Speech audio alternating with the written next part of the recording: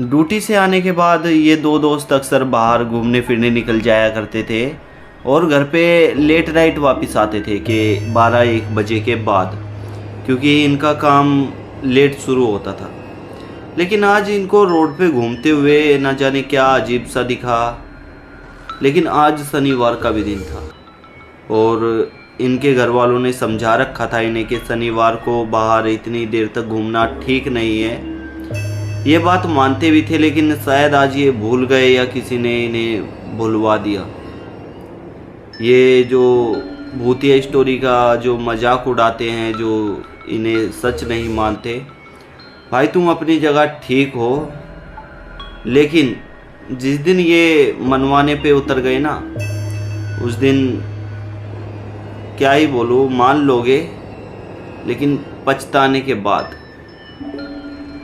चलिए खैर, कहानी में आगे बढ़ते हैं। नमस्कार दोस्तों, मेरा नाम शंकर है। मैं कहानियाँ सुनाता हूँ, ऐसे किस्से कहानियाँ आप सभी के लिए लेके आता हूँ जो सच्ची घटना पर आधारित होते हैं। आप सभी लोगों को ये किस्से कहानियाँ पसंद है, हॉरर स्टोरीज़ में इंटरेस्ट है, तो आप चैनल को सब्सक्राइब भी कर सकते हैं। और एक आधे आदमी से दिखवाना चाहे, किसी पंडित से, कोई आपका जानकार हो कि एक शंकर स्टोरी करके कुछ है, वो बताता है कुछ बातें तंत्र मंत्र के बारे में और भूत उतारे के बारे में, क्या ये सच है? अगर 10 में से 8 आदमी भी ये कह देना कि हाँ ये सच है, तब भी मेरा चैनल सब्सक्राइब मत करना। जब 10 के 10 तुम्हें कह दे कि हाँ ये ठीक है, ये करने से उतारा होता है या फिर ये करने से भूत प्रेत पास नहीं आते, इस वीडियो पर आके बताना कि हाँ भाई सही बताया था तुमने।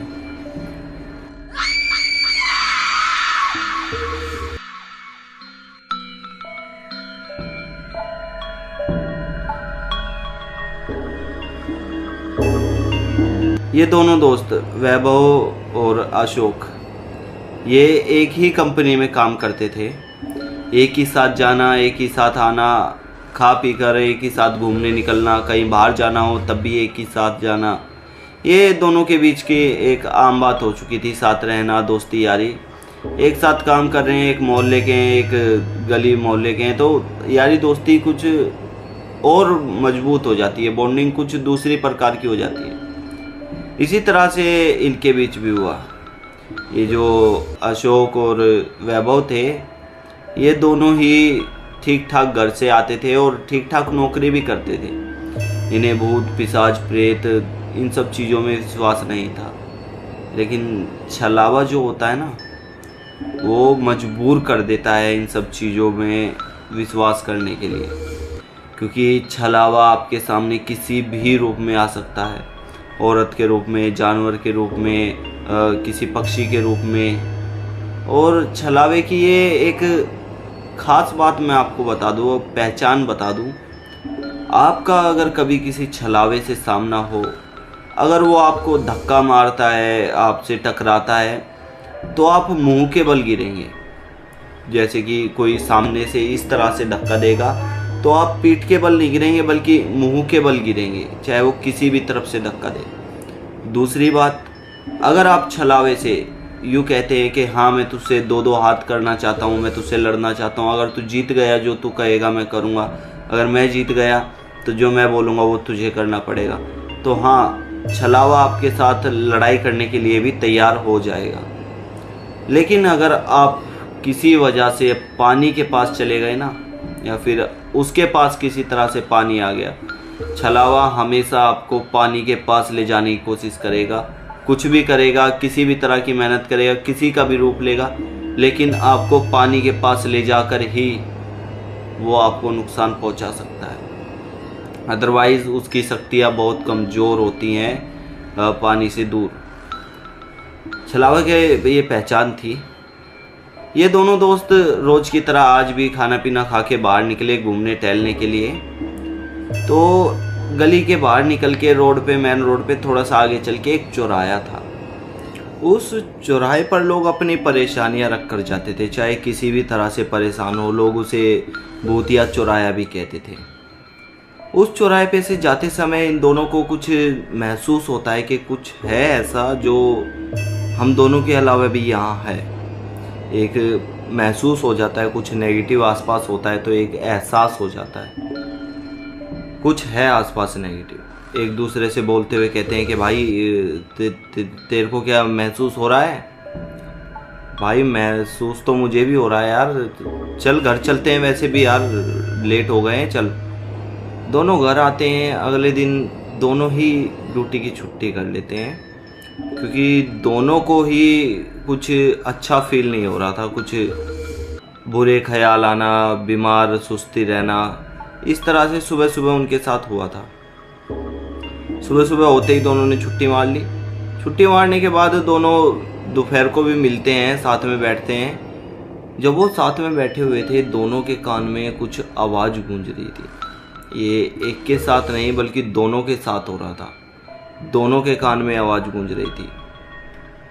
जो वैभव था वो अपने घर जाने के बाद हनुमान चालीसा का पाठ करता था। वो पढ़ता था अक्सर, मंगलवार को पढ़ ली और दिन भी टाइम मिल गया तो पढ़ लिया। आज छुट्टी की थी तो उसने पढ़ पुढ़ा के हनुमान चालीसा अपने रख दी। उसे इन परेशानियों से छुटकारा मिल गया। दूसरा जो था अशोक, उसको इन सब चीज़ों से छुटकारा नहीं मिला, क्योंकि वो भगवान पे भरोसा करता था लेकिन इतनी भी पूजा पाठ में ध्यान नहीं था। ये अगले दिन काम की फिर छुट्टी कर लेता है। अब वैभव को ये समझ नहीं आ रहा था कि ये ऐसा क्यों कर रहा है, क्योंकि आज से पहले कभी इनके साथ ऐसा हुआ है, तबीयत खराब हुई है तो इन्होंने ड्यूटी की है, बल्कि वहाँ पे काम कम किया है, लेकिन ड्यूटी ये जाते थे। आज समझ से बाहर था कि ये चक्कर क्या चल रहा है। थोड़े ही दिनों बाद वैभव को ये पता चलता है कि उसके ऊपर और उसका जो दोस्त है उसके ऊपर उस चौराहे से एक साया लगा था। वो कहाँ से पता चलता है? वैभव एक दिन अपने घर में बैठ के हनुमान चालीसा का पाठ कर रहा था, और जो वैभव के पिताजी थे वो थोड़ी सी इन विद्याओं को जानते थे, मतलब उतारा वगैरह ये सब जानते थे। तो उन्होंने वैभव को देखकर ये अंदाज़ा लगाया था कि हाँ, इनके साथ कुछ ऐसा हुआ है। वैभव फटाफट से अपने दोस्त को फ़ोन करता है। उसको कहता है, अशोक ऐसे ऐसे बात है भाई, फटाफट तू ड्यूटी से सीधा घर आइयो। अशोक ड्यूटी से सीधा घर आता है। उसको हनुमान चालीसा का पाठ करवाया जाता है। उसको कोई असर नहीं, मानो उसके सामने हनुमान चालीसा का पाठ पढ़ रहे हो और वो बेखौफ बैठा है, जैसे उसके ऊपर कुछ है ही नहीं, क्योंकि ऐसी शक्तियाँ मंदिर में जाने से पहले ही बाहर उतर जाती हैं। घर जाते ही फिर वही प्रॉब्लम शुरू, फिर से वही दिक्कत। अब वैभव को ये समझ नहीं आ रहा था कि अपने दोस्त को ठीक कैसे करूं। वैभव ने अपने पिताजी को लेकर अशोक के घर जाने का डिसीजन लिया कि घर जाता हूँ, घर में तो इसके साथ ही होगी शक्ति और अचानक से पहुँच जाऊँगा। ऐसा ही हुआ, अचानक से पहुँच गया, वहाँ हनुमान चालीसा का पाठ किया। इस बीच में अशोक को बहुत तरह की परेशानियाँ उठानी पड़ी थी, लेकिन उसके बाद सब ठीक हो गया, सब सेटल हो गया।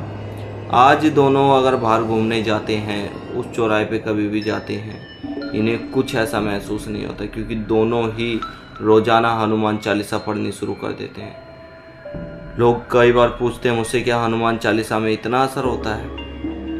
हनुमान जी जब लक्ष्मण जी को बचाने के लिए वो पहाड़ लेके वापस आ रहे थे ना, तो लोगों को एक इस तरह की आवाज़ सुनाई दी थी और सिर्फ एक लाइन दिखाई दी थी कि हाँ, कोई बहुत तेज यहाँ से गुजरा है। उस स्पीड का शायद आज कोई अंदाजा भी न लगा पाए। पवन पुत्र हनुमान हवा से भी तेज उस दिन दौड़े थे। आज की वीडियो में खैर इतना ही। नमस्कार, जय भोलेनाथ, धन्यवाद। मिलते हैं नेक्स्ट वीडियो में। आपको वीडियो अच्छी लगी हो तो शेयर कर सकते हैं, लाइक कर सकते हैं, कमेंट कर सकते हैं, साथ ही चैनल को सब्सक्राइब करना तो पड़ेगा ही। धन्यवाद। मेरा नाम शंकर है, मैं कहानियाँ सुनाता हूँ।